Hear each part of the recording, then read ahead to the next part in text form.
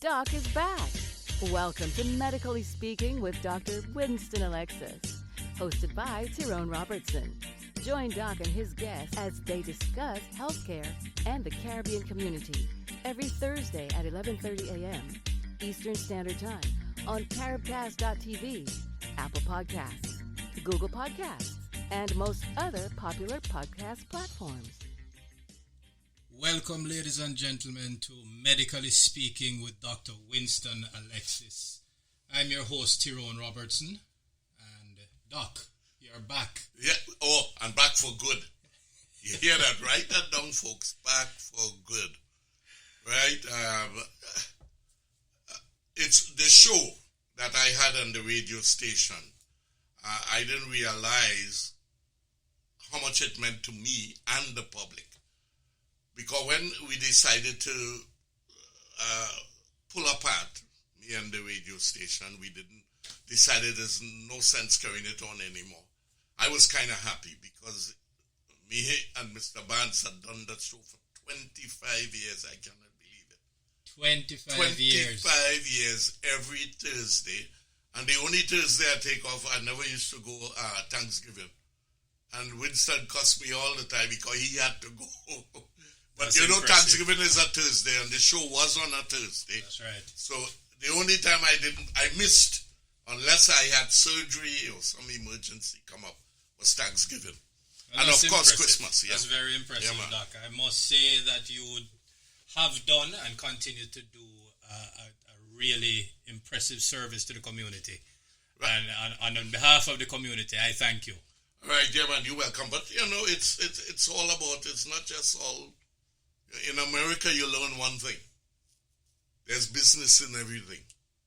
All right? That even though I'm giving back, I don't want you to believe that I did not get back from this.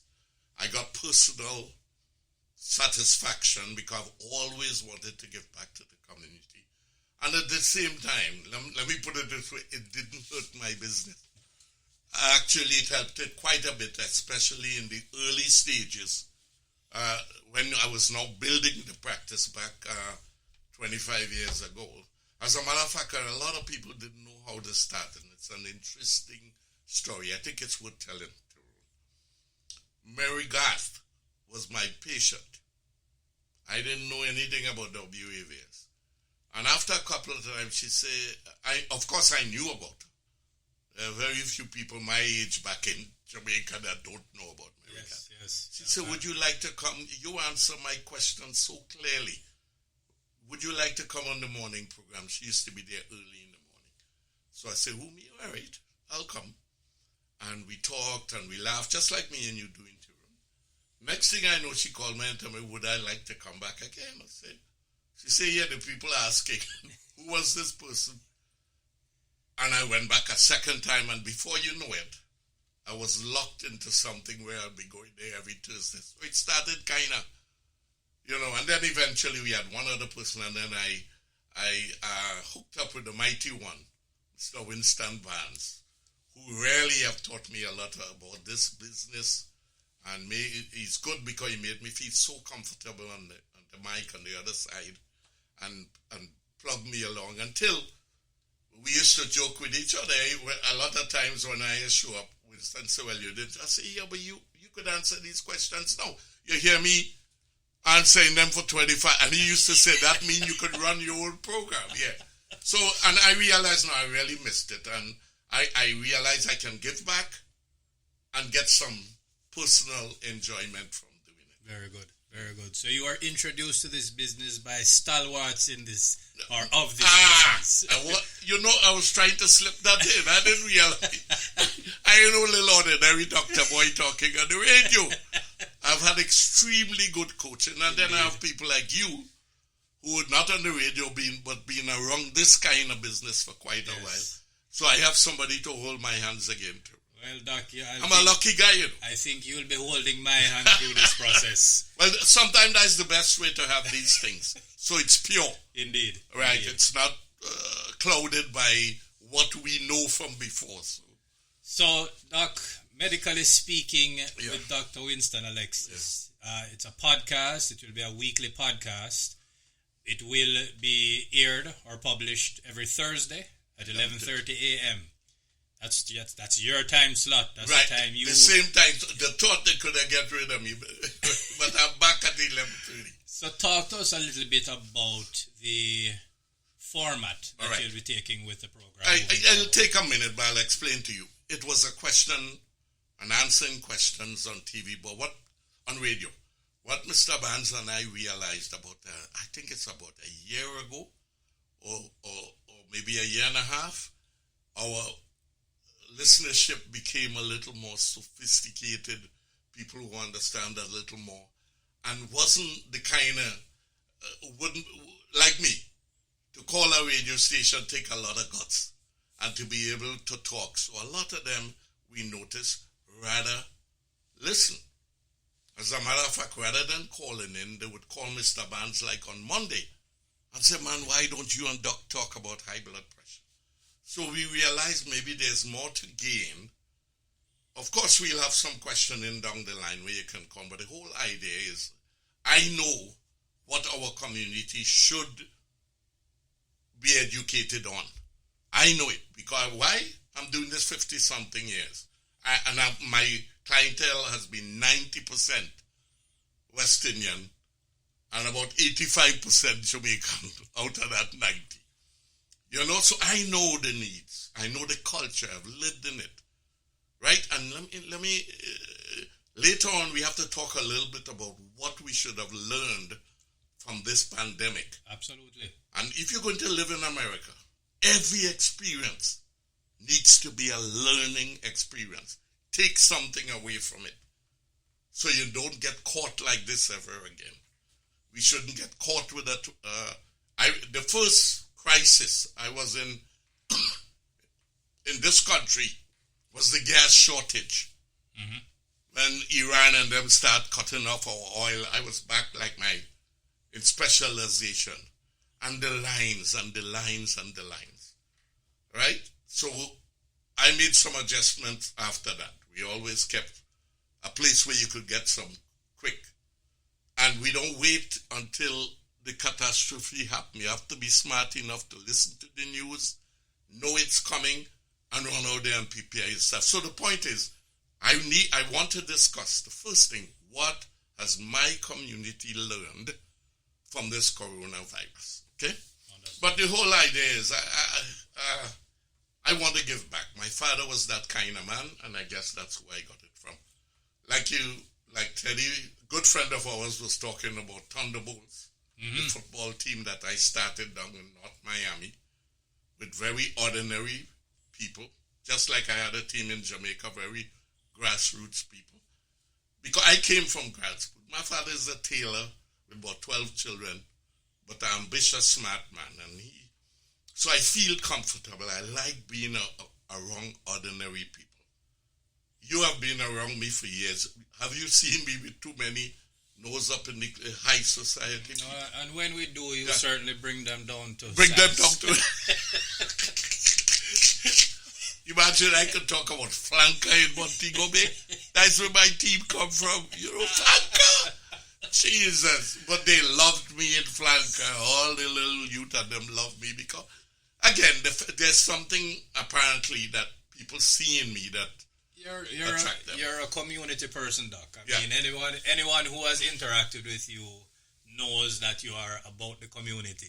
I'm glad to hear that. Yes, and you would know because you have been around our family for years. That part of our family for many years. So you have seen it in action. And I've seen you in action. Right. Don't talk about all my other children, though. Don't talk, because I have some children out of order that my wife say that's how I used to be when I was younger. But I disagree with her. Yeah, but it's not. I was dying to come back and exchange some words with my community. Indeed. So, again, we are going to be doing this on a weekly basis. It's going to be aired on Thursdays, 11:30, and give us a little preview on, I guess, some of the topics that you want to cover. Right. You know, yeah, but let me go maybe a step further. What the health? Remember that word, people. Health happens to be one of the most important good health assets that you can have in this country.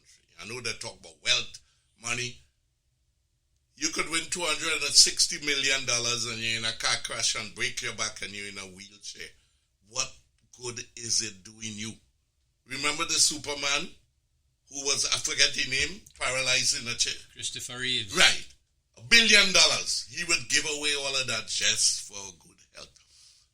My community, number one, need to find out that health, since it is the most important asset, your car comes second, your house comes, your children, your education, health. And when you do your budget, you can't say, I'll pay for school for the kids, I pay my mortgage, I paying for my BMW, because West Indian like them foreign big car, no Hyundai, even though you're working minimum wage, you're driving a Benz. You know how people, nothing wrong with that. But you put it in that same category. You don't put those away in your budget, and then say, okay, let me see where I'm gonna get my hair done and my nails done, and whatever is left over, I'm gonna pay for health. Then you find out the premium is $400. You say, Lord God. So you leave it in a waste paper. It should be up there. Health care. And I will teach you over these months coming how to choose insurance. What money you need to put aside. That's what this program is all going to be about. It's not just about sickness. It's about the community understanding health care. So the management and maintenance of your health as well. I'm in the middle of reading a book by a guy named Emmanuel. He was one of the healthcare guys with Obama, who has the greatest healthcare in the world. And they compared the US, Canada, Norway, Germany, France, of course the United States. And that book has been so much knowledge to me. I'm going to give it to my people down the road. All you don't have to buy it. And we can see how they differ. We can see where America is and where America need to go to guarantee things for this country. But coming back again now, let's shift a little bit. The coronavirus, what did we learn? I came here in 1961, the same year Obama was born. I set foot in Washington, D.C. And if it's one thing I know how this country operates. Why? I had to operate in it as a poor immigrant. My father gave me $700 in my breast pocket to pay for my school. Things were cheap then. 2 semester in the dorm and 2 semester school fees. That's what it cost back then, $700 in 1961. Right? But at the same time, a real good house was about $120,000. A Tomba mansion, to give you a little example. So I had to work as an immigrant, and long ago, I grew up in the civil rights movement. That's when I was there. The guys always say, always preach, understand the system in which you live. Our people come from the islands, Jamaica, Trinidad, and they want to live here like they would live in Jamaica. Yes, it's quite, like the guy say, it's like carrying different. a knife to a gunfight. Yes. You got to understand how the system, and coronavirus has teaching me 2 things. One, everything is politics. Yes. Let me repeat this. Everything in America is politics. Where you live, where you walk, where you go to school, where you pee, where you drink. So you who say you're not involved in politics have to be an idiot. By the way, that's exactly what my father said to me when I tell him I hate politics. Because he was in politics, and when I hear how they talk about my mother and thing, he said, you're an idiot because politics control everything. Therefore, go and vote. Number 1, I learned from this. I'll never miss voting again. More than this, the people that make the decisions here is who? Our governor and our mayor is not the president. All of we go out and vote for president. You need to go to your municipal elections and vote for people who have your interests at heart. Notice I didn't say vote for our people. Not all Jamaican have our interests. This is true. And there are some white folks and Jewish people who have our interests. They have it because they could make a profit off it, but that's fine. Right. And let's stick on that point just for a second there, Doc. Let's talk about this now. Ladies and gentlemen, if you're not, get out there, get registered. Get registered. And if you have a vote, use the vote. It is a privilege, and it is something that you should take advantage of. You have a voice, use it. Be heard. And Corona teach me that now. But I'm guilty. I vote for every presidential election. I go most of the time vote for governor, but them little thing about the city council, I've changed. Yes. I'm going to everyone because who is causing what is happening in Florida? The governor. That's correct. So you all better start understand. Get involved in local politics. Okay. Right. That is the first thing I learned. All right. Let's take a quick break here, Doc. Right. And ladies and gentlemen, we'll be right back. We'll be right back to Medically Speaking with Dr. Winston Alexis. Our family and friends are a big part of who we are. They are our biggest supporters and confidants, and our source of bellyfuls of laughter. And when it comes to keeping you connected, Western Union is here to make it safer and easier with their digital services. Now your family and friends overseas can send you money without leaving home by using the Western Union app or westernunion.com. Just visit gkmsonline.com to register and share your banking details with your sender to start receiving funds directly to your bank account so you don't have to leave home to collect. Grace Kennedy Money Services, home of Bill Express, FX Trader, and Western Union, doing our part to help you stay safe and connected to the ones you love. And we're back to Medically Speaking with Dr. Winston Alexis. So, Doc, you speak about, or we were speaking about things that you've learned from the coronavirus, and you said one of them, obviously, is that everything is politics. Everything is politics. And we spoke about the importance of everybody getting out there who has a vote. Go and exercise your vote. Please go and vote.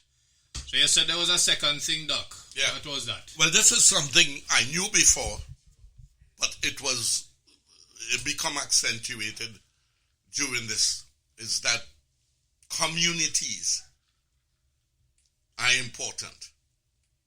What I mean by community, all of us come from South Florida, but we are part of the Caribbean American community, right? Because when you have disasters like this, the people that really, the government have a different agenda. Their agenda is to get the economy back. And I don't blame them for that, but we have to be strong enough to say the economy back is not in our interest. In my community, me and nobody better, because when you look at the jobs that we do, we are at higher risk, right? Because we do a lot of home health. You understand? You have to know your community. So I learned that we are more at risk, right, than the African American, right? The Caribbean American is more at risk because of the jobs that we take. We take care of old people. We go to nursing homes. We go to we assisted living. That is what, especially our female citizens have done, and most of them end up being my patients. So I know about this, and I know the grief they have not been able to go. First, they were scared as hell. Then, secondly, they couldn't go back to work because they. So, I think community strength. We should have had an organization. We have no excuse because we always do them temporarily. I was part of the Mr. Bands where's the bad hurricane name in Jamaica? Gilbert. Me and Bands was on a committee, and you'll be surprised how much money we raised and we sent back. But then it died after the disaster was gone. And that's one of the points I made. Let's keep this thing going. So my point is that if we're going to deal with disasters in the future, and we are going to, whether it's hurricane or another corona, we need to start our community. We need to get a community organization, a group of people. We need to get it and understand we will get respect in America as a small, strong community. Cubans, Jews, everybody, every white person in America tell you they either Italian American, Irish American, Polish American. The only thing I can't hear is Caribbean American. Brings me to another point that you and I had spoken about. It's not necessarily your skin color. Yeah. It's more about your culture. Your culture. Yes. And that's, and all of America. These not just black, Italians. Correct. You know anything that bugged me? Thing? We have more takeout shops than anywhere in the world. The food feed me and you go get 2 cardboard thing. But when it hurts my heart. They're top-rated Italian restaurants. Cuban. The Brazilians just come and they have theirs. You see it all about. Louisiana. The only restaurant we could get from Caribbean American people is takeout. A big brown bag and you stand up in a line. That's fine. I eat that a lot. I'm not saying get rid of that. But Saturday evening, maybe I want to take Mr. Alexis, let me go down the road, listen to a piano or a little soft reggae band, cross my leg, smoke my cigar, eat my lobster, curry lobster. Yes. We have seafood. Why? Again, because I don't see the identity. We don't think ourselves as Caribbean Americans. We think ourselves as Jamaicans, Trinidadian, all of we black. And there's nothing wrong. I'm a black man. Oh God, God makes sure. I know for sure I'm a black one. But they're trying to, every time we do this, we're going to have people saying, oh, you're trying not to be black. The fact is, Jamaicans have white, black, Chinese. Out of many one people. Yeah. So you can't say blackness is Caribbean. We need to identify the culture. Correct. So, when you talk about a good friend of mine, Dr. Paul Khan, he's a white Jamaican with blue eye. Yes. And as I tell you, he talk like he come from Trenchtown. When I see him talk, I say, Jesus Christ, who is this? And that's one of the greatness about Jamaica. You could always tell a Jamaican by the way he speak, but you can't tell the Jamaican color by how he speak. Every other island. If I go Trinidad, I can tell you whether it's a white Trinidadian or Indian or a black. Jamaica is unique in that. But here we need a Caribbean American community. Not only here, Houston, New York, D.C., Atlanta. But why we don't think it's necessary, I do not understand. Well, certainly one of the things or one of the initiatives I know that you've been working on over the years is somewhat of a medical referral service. I know that you've been trying to, you've done in the past trade shows or medical shows to, I guess, educate people on the importance of healthcare, how to manage it, insurance, different ways and means of managing your health. And you speak about your good friend, Dr. Paul Khan. Yes. Not only is my good friend, he's my urologist too, so I better talk nice about him. You don't want to make enemies as a man with a urologist. Of course. Right. But a UA graduate. You're right. Who did his specialty at Jackson. Yes.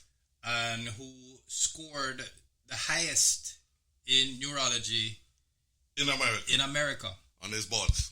All right. That's the quality of people. Coming back to what you're talking about now. What I am going to do, I see all these advisors. I am planning with you guys, set up a referral service.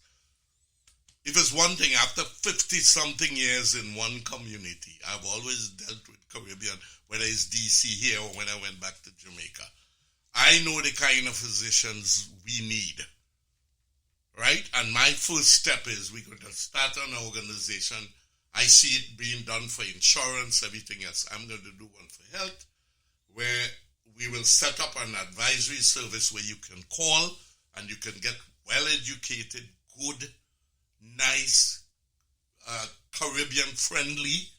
Notice, they have to be from the Caribbean. Because many of the ones I intend to put with this is not from the Caribbean. They're whites. One is an Italian. I have a couple of Spanish friends. I have a couple of redneck friends, even when they're good. And they care about the Caribbean community, because I've been sending patients to them for years and have not had any complaints. So I am going to do that for my community. And my advice is people should do it in almost every walk of life. Right? Medicine I know, so I am going to take a step in that direction. So look out for that service, ladies and gentlemen. This is again going to be a medical referral service. Yeah. And this is going to be Caribbean-friendly practitioners. And this is going to be everything, from health insurance to everything, dental to, nursing homes, and all kind of stuff. You name it, and this is important. And what Doc has just mentioned is also something that I think everyone should take a note of. It doesn't necessarily have to be a practitioner who is from the Caribbean, but they mean us well. And that's a very important thing that I think you should all take note of. Yeah, the Chinese did it.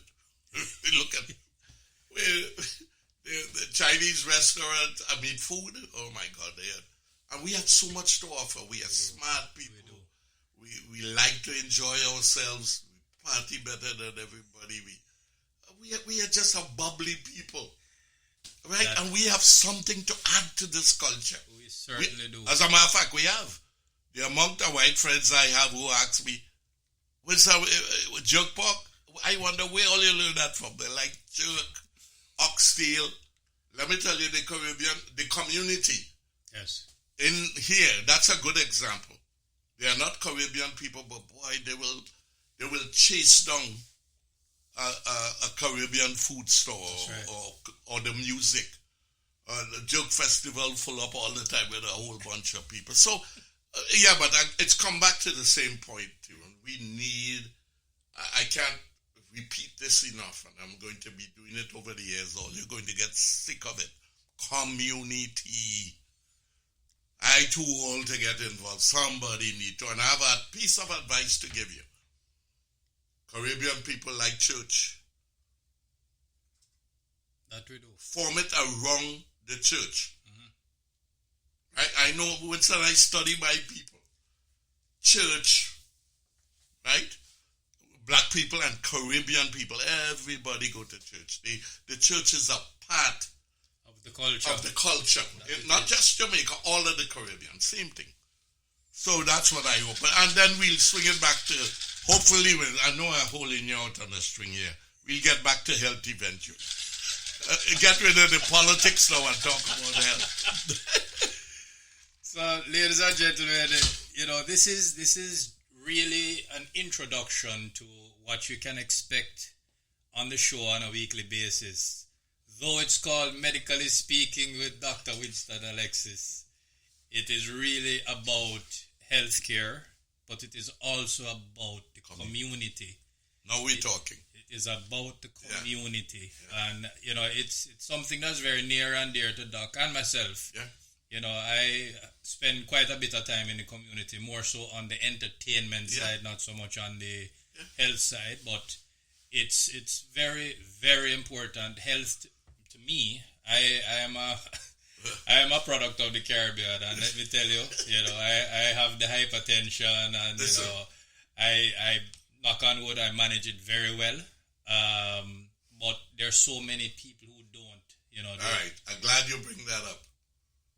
Because that's not going to be the first program, but it's going to be a very important program. The diseases that we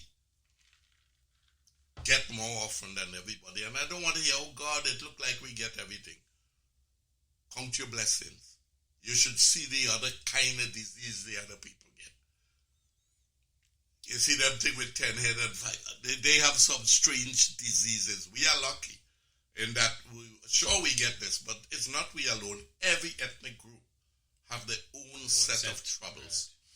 Right. All right? And thank God for us all instead of saying, why me, God? Thank God that He have given you one that can be managed if you follow instructions.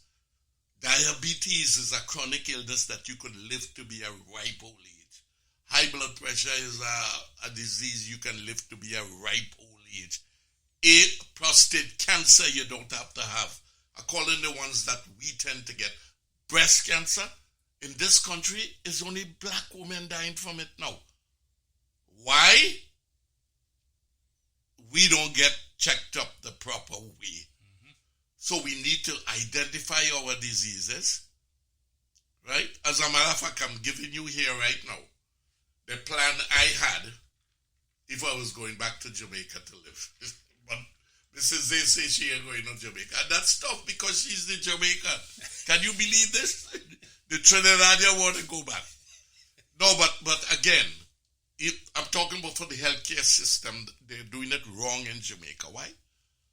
Identify the diseases. People, kidney go bad in Jamaica because of high blood pressure. They get heart failure because of high blood pressure. They get stroke because of heart. And we talk about heart transplant. Them is rich people. You know who get heart attack? The people that eat beef, a whole half a cow in one meal. It's rich people. That's rich people disease. What Jamaica thinking about getting the bypass? Listen, send them to America. You need to, the majority of the population is going to be diabetes. You make a plan, we're going to stamp this out.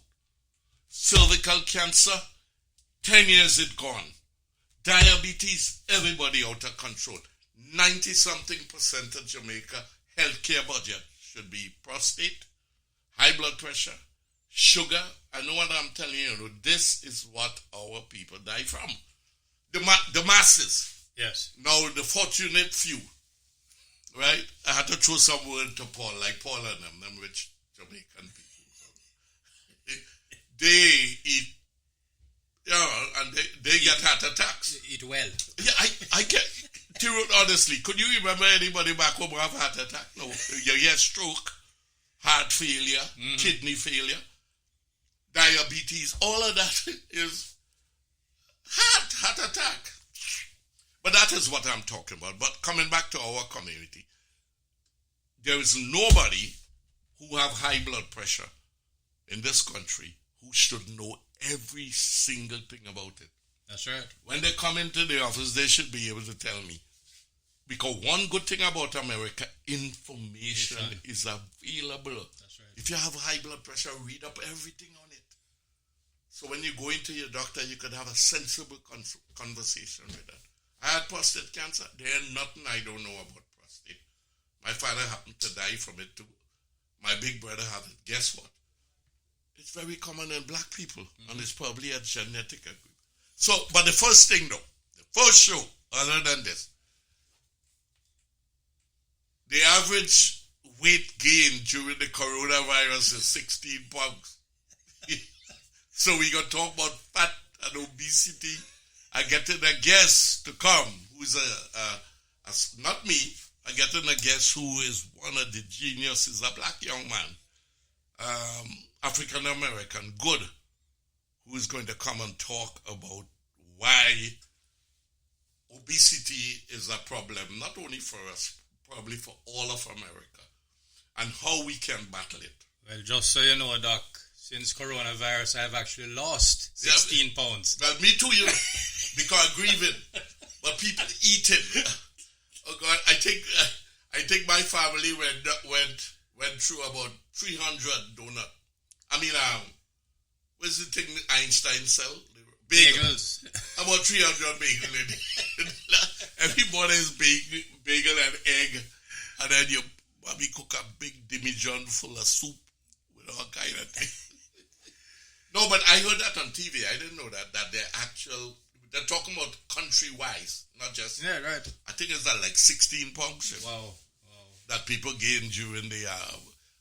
some of it is not the corona. They're blaming it for nothing. That is the statistics. But I'll get them to come and talk a little bit about it. All right. Well, that sounds that good. Will be and then, of course, we're going to cover diabetes. We're going to cover all the things that we... including my specialty, OBGYN, some of the things that we... Of course. For instance, prematurity is a big thing in black babies in America. So we are fighting that now. And again, my people seem to have the highest, but that is socioeconomic. Prematurity is associated with socioeconomic status of the mother. Not so, but it so happened the low black. So it's not really a black problem, it's economics. Economics. Yeah. So there you have it, ladies and gentlemen. You have just had a taste of what to expect, medically speaking, with Dr. Winston Alexis. And I am your host, Tyrone Robertson. We thank you for tuning in. We encourage you to tune in every Thursday at 11:30 a.m. That's it for this week. Look out for us. Listen out for us. Tell a friend. Anywhere that you get your podcast, we'll be available. It's nice to be back, Tyrone. And down the road, I guess we'll start taking the questions. We appreciate your time with us on Medically Speaking with Dr. Winston Alexis, hosted by Tyrone Robertson. Join us next Thursday at 11:30 a.m. Eastern Standard Time on carrotcast.tv, Apple Podcasts, Google Podcasts, and most other popular podcast platforms. Doc is back. Although the host and guests are qualified professionals, they assume no responsibility for inaccuracies, omissions, inconsistencies, and any slight of people or organizations. Listeners should use their own judgment or consult an expert or their personal physician for specific applications to their individual medical problem.